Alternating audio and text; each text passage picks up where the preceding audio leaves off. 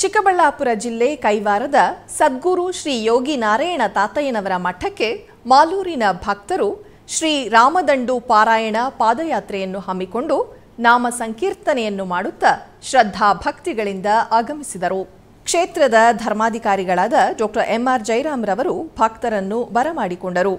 ಭಕ್ತರು ಸದ್ಗುರು ತಾತಯ್ಯನವರ ದೇವಾಲಯವನ್ನು ಪ್ರದಕ್ಷಿಣೆ ಮಾಡಿ ವಿಶೇಷ ಪೂಜೆಗಳನ್ನು ಸಲ್ಲಿಸಿದರು. ದೇವಾಲಯದಲ್ಲಿ ವಿಶೇಷ ಸಾಮೂಹಿಕ ಭಜನೆಯನ್ನು ಸಮರ್ಪಿಸಿದರು. ಸದ್ಗುರು ತಾತಯ್ಯನವರಿಗೆ ವಿಶೇಷ ಮಹಾಮಂಗಳಾರತಿಯನ್ನು ನೆರವೇರಿಸಲಾಯಿತು. ತೀರ್ಥ ಪ್ರಸಾದಗಳನ್ನು ವಿತರಿಸಲಾಯಿತು. ಪಾದಯಾತ್ರಿಗಳು ಅಧಿಕ ಸಂಖ್ಯೆಯಲ್ಲಿ ಪಾಲ್ಗೊಂಡು ತಾತಯ್ಯನವರ ಕೃಪೆಗೆ ಪಾತ್ರರಾದರು.